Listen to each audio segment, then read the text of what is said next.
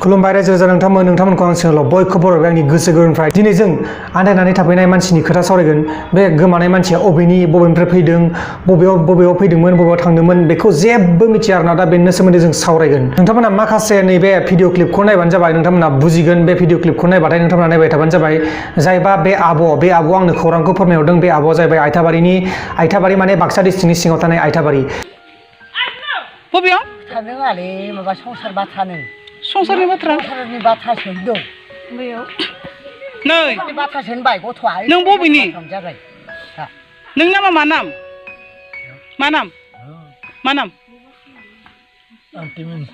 आन्टिमिन आयै जानला मेनला खालामबाय होनलाबाय दय माइबासो होनदोंमोन मा नाम बाबु राजा मा नाम हा हि बेटे ब्रेन गैयालै बेसरा आं गैयालै मानसिया आन्टिमिन जादों दय माइबा होनदोंमोन नै नोंनि नामा मा नाम खोथारगोन नैयाव लांफायदो नोंनि नामा मा नाम लांनो फैगोन बाबु नोंनो लांनायाव फैगोन नोंखौ फैनो नागिरदों मबाइलाव एनसि माया मबेया माया एनसि हा बेनो नुनायानो नों ओमफ्राय नोंनि गामिनि नामा मा नाम गामिनि नामा बे नरबे माबायाव हाजो सेराव आयै दय माइबा होनलायबायमोन माथानि माबा गैया बिरोम गैया ओमफ्राय नोंहा हिनजाव दंना गैया दोङो गथ'फोरालाय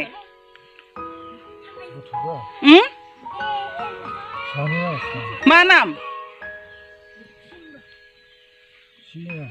सिएन ओमफ्राय हिनजावनि नामालाय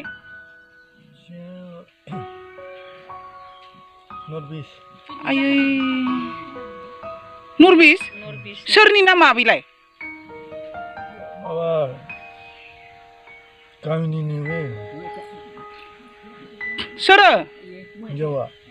मा नाम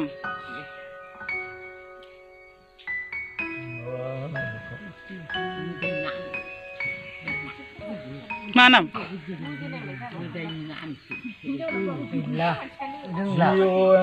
जिअ'एन ओरैनो गोसोखाङै खांसो होनदो जे बेथो नामखौ देखायमोन जे जिअ'एन नो ओमफ्य नोंनि नामा मा नाम नाम गैया नाम गैयाबा मानसि जादों लाथ'नायसो आन्टिमिना लाथ'नाय आन्टिमिना लाथ'नायसो मालाय नामा ओमफ्राय नोंसा आबा दंना गैया बाबा नोंसा आबा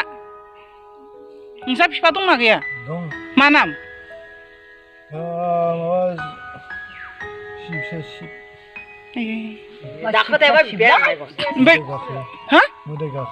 सोर' मोदै गाखोयो नोंसा आफानाव ओमफ्राय नोंसा आइनि नामालाय सोरो मोजां थिग होन बारावबो लाखिनाय नङा ओमफ्राय नै बिमानि नामा मा नाम बिमानि नामा बिमानि नामा मा नाम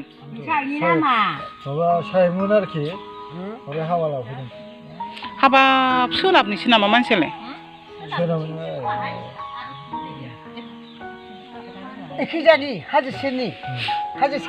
नोंथांमोना बे जायबा बोराय बे बोराय माने बाराद्राय बोराय नङा देसुन बे मानसिया एसे सेंग्रायानो मथा-मथि 35 बा 30 बेबायदि बोसोरनि जानानै बे मानसिया गोमानानै दंफैयो बाक्सा डिस्ट्रिक्टनि सिङाव थानाय आइथाबारि एरियायाव आइथाबारियाव दंफैयो दा आइथाबारिनि आउटपस्टनि पुलिस स्टेसनाव दा बे मानसिखौ दोननाय जादों आरोना दा बेखौ सोरबाफोर सिनायब्ला नोंथांमोना थाबैनो खौरां लाफैदो बिथांमोननि न'खरनि मानसिफोरनो खौरां हरदो दा बे मानसिया दंफैयो आलाय सिलाय एकदमबारे मा जाबाय दं जोंनि बे बर' हारिनि गेजेराव मा जाबाय दं सोरबा हिनजाव मानसि गोमायो सोरबा आसरित मा होनबावनो लोगोफोर आसरित ना दा बे मानसिया रायलायनाय बायदिब्ला बे मानसिनि राव बायदिब्ला बे मानसिया सोनाब साइडनि माने ओरै चिरां डिस्ट्रिक्टनि आरो क'क्राझार डिस्ट्रिक्टनि बायदि रायलायदों बे मानसिया नोंथांमोना बे मानसिखौ सोरबाफोर सिनायोब्ला आरो बे मानसिनि सोरबाफोर न'खरनि बे भिडिअखौ नायबाय दंब्ला बिथांमोनखौ रिक्वेस्ट खालामो नोंथांमोना बे मानसिखौ लांफै मानसिया मोजां जागोन मानसिखौ साननैसो हस्पिटालाव एडमिट खालामथ' नङाबा तेजपुरनि फाग्ला फाथ'खौ हरबानो जाबाय जायबा बे मानसिखौ नुबाय थादों बिसोरनि न'खरनि सोरबाफोर आंनि बे भिडिअखौ नायदोंब्ला बा बिसोरनि गामिनि सोरबाफोर आंनि भिडिअखौ नायदोंब्ला नोंथांमोना बिथांमोननि न'खराव थांनानै थाबैनो खौरां हर आरो बे मानसिया आइथाबारिनि आउटपस्टआव दं आउटपस्ट माने पुलिस स्टेशनाव दं आइथाबारि माने बाक्सा डिस्ट्रिक्टनि सिङाव थानाय आइथाबारि बेखौ जायबा आब'आ आंनो खौरां हरदों बे आब'आनो बेखौ पुलिस स्टेशनाव दोनहैदों मानोना गिनांगौ दं जोंनि बे बाक्सा डिस्ट्रिक्टआव गोबां बेबायदिनो गारि गुरा खारो लामाजों गारि खारो ट्राक बायदिसिना खारो दा बेहाय जुदि लामायाव बायचान्स थाफ्लाङोबा बे एक्सिडेन्ट जानानै थैनोबो हागौ स' गाइस दिनै भिडिअ बेखिनियावनो जोबनाय जाबाय गुबुन मोनसे गोदान भिडिअनि गेजेराव थाबैनो लोगो मोनगोन नोंथांमोनखौ मोनसे गोदान टपिकनि गेजेराव आरो लोगोफोर बे भिडिअखौ हागौमानि शेयार खालाम जाहाथे बे मानसिखौ सोरबाफोर सिनायबो जानो हागौ आरो बिथांमोननि न'खरनि सोरबाफोर नायबाय दंब्ला दिनै बे भिडिअखौ नोंथांमोना थाबैनो लांफैदो बे आइटाबारिनि आउटपस्टआव दं